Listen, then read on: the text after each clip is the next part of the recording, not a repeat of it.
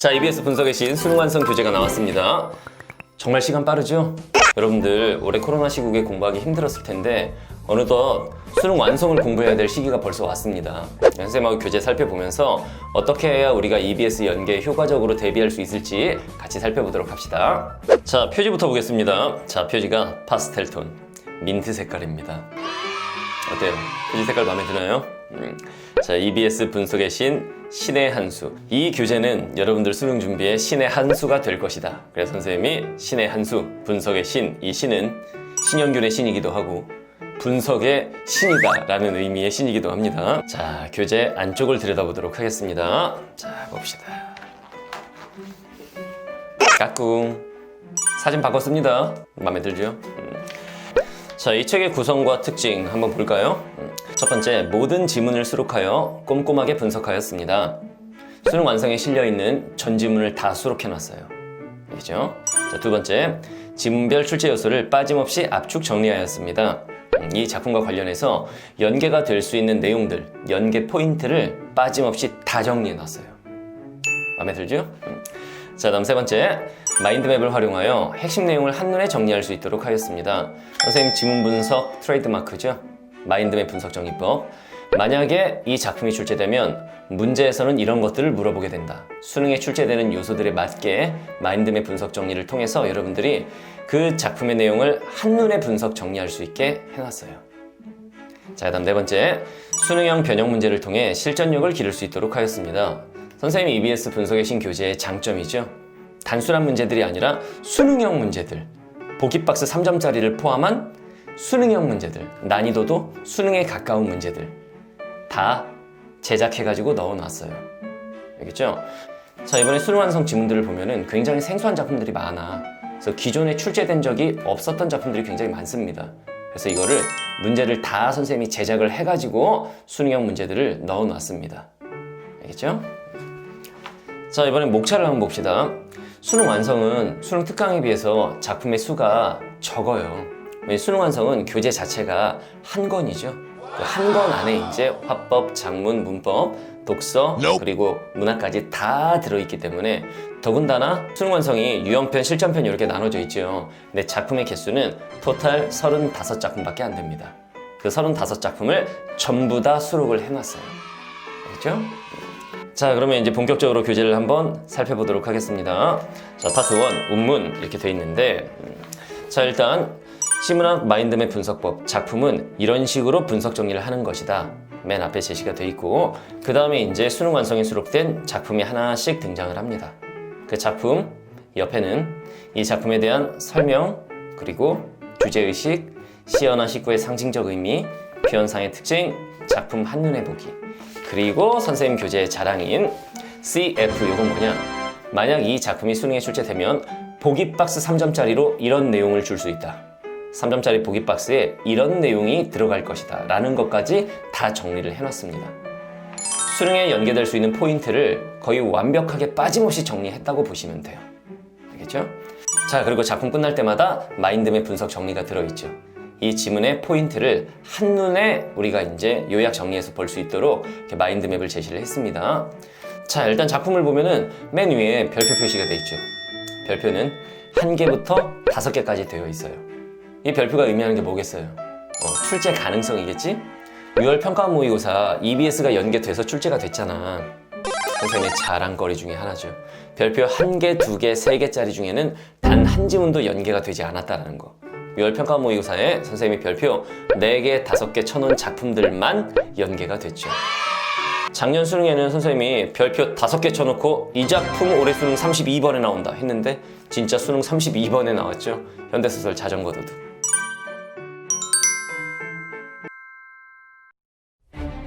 김소진 작가의 자전거 도둑 올해 수능 시험 32번에 나온다. 중요해. 너무 중요한 작품이야. 너무 중요한 작품입니다, 이거. 알겠죠? 그러니까 적중에 있어서는 여러분들 걱정 안 하셔도 됩니다.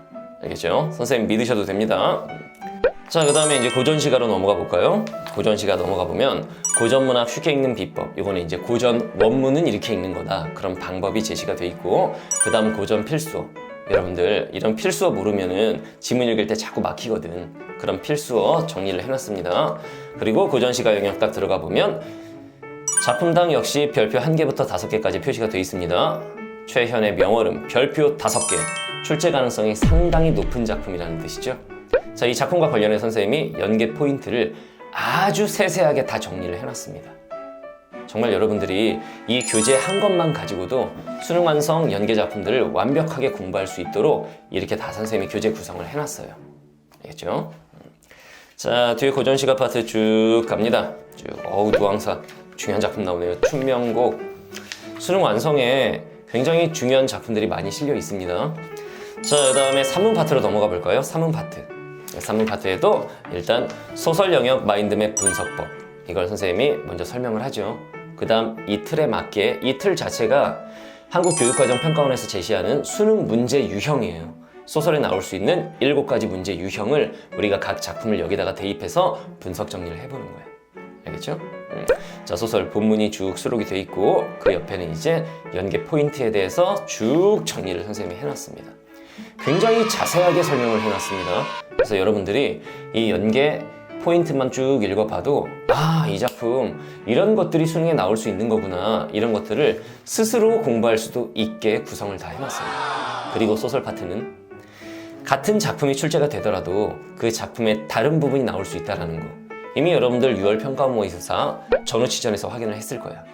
EBS에 수록된 작품이긴 하지만 다른 부분이 나와버리지, 그런 걸 대비해서 선생님이 소설 같은 경우에는 전체 줄거리도 다 실어놨습니다. 알겠죠?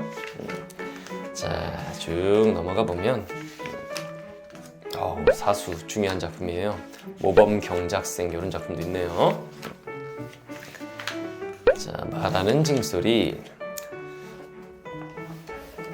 자, 다음 고전소설 볼까요? 고전소설 역시 선생님이 중요도에 따라서 장경전 이 작품은 별표 3개, 그리고 3사 횡입 황청기 이 작품은 출제 가능성이 높지는 않다, 별표 2개, 청강사자 현부전 별표 3개, 뭐 이런 식으로 선생님이 다 별표로 중요도를 표시를 해놨습니다.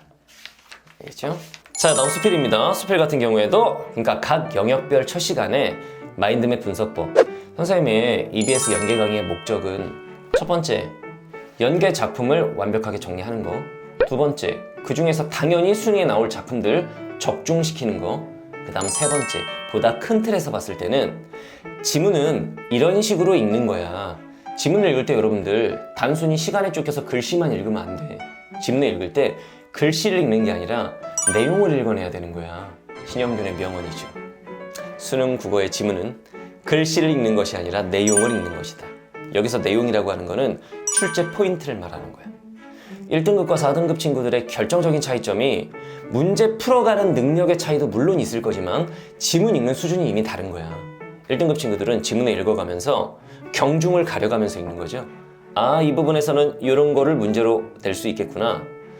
이런 부분에서는 이 부분이 문제화 되어 있을 거야. 이런 걸 생각하면서 읽는데, 이제 등급이 좀 낮은 친구들은 시간에 쫓겨서 그냥 글씨만 막 읽는 거지. 그리고 나서 문제 풀 때 보면 난 이런 생각을 해본 적이 없는데 선택지 나와 있는 거야. 그러니까 지문을 또 보고 다음 문제 풀 때 그 문제에 맞게 지문을 또 읽고, 그러다 보면 이제 시간 내에 풀 수도 없게 되는 거죠. 여러분들 명심하셔야 돼요. 지문을 읽는 수준에서 이미 등급이 결정되는 거야. 알겠죠? 그래서 이 마인드맵 분석 정리법을 통해 선생님이 지문을 읽을 때는 이런 내용을 읽어내야 된다라는 걸 선생님이 여러분들에게 전수를 해주는 거야. 알겠죠? 그 다음 수필 작품들, 그 다음 연계 포인트 정리, 그리고 극문학 역시 극문학 마인드맵 분석법이 먼저 나오고, 그 다음 수능 완성에 실려있는 극문학 작품들 쭉 연계 포인트를 선생님이 정리를 해놨습니다. 자, 작품 정리가 정말 잘 되어 있죠? 자, 이렇게 허무하게 교재가 끝나는 것이냐, 선생님의 사진과 함께 교재가 끝난 것 같죠? 그렇지 않습니다. 자, 이 뒤에 책 속 책으로 교재가 한 권이 더 있죠. 짜잔! 이게 뭐냐? 수능 완성 변형 문제. 선생님의 자랑거리. 모든 지문에 해당하는 문제들을 수능형으로 만들어서 제작해서 넣어놨다고 그랬지? 자, 한번 볼까요? 문제 퀄리티 대박입니다. 자, 지문편에 수록되어 있는 작품 순서 그대로 변형 문제가 제시가 되어 있어요. 한번 비교해볼까요? 자, 본편의 선생님하고 수업 시간에 가을에라는 작품을 분석을 했다. 그러면은 변형 문제편 딱 펴보면은 가을에라는 작품을 대상으로 해서 문제, 완벽한 수능형 문제죠. 윗글에 대한 설명으로 적절한 것은, 그리고 윗글의 A와 보기의 B를 비교하는 보기 박스 문제, 보기를 참고하여 윗글을 이해하고 보인 반응으로 적절하지 않은 것은 정한무 작가의 시는 전형적인 3점짜리 보기 박스 문제. 이런 수능형 문제들이 모든 지문, 한 지문도 빠짐없이 다 이렇게 문제를 제작해서 넣어놨어요. 자, 이건 진짜 선생님의 자랑거리인 게, 뭐 EBS 선생님들마다 EBS 분석 강의가 다 있잖아. 한번 비교해보세요. 이런 형태의 변형 문제가 완벽하게 들어가 있는 교재가 있는지. 선생님은 수능형으로 완벽하게 이렇게 변형 문제를 제작해서 넣어놨습니다. 알겠죠? 그리고 이제 고전시가 딱 들어가면은 역시 앞에 수록된 작품 순서 그대로 이렇게 변형 문제들이 들어가 있어요.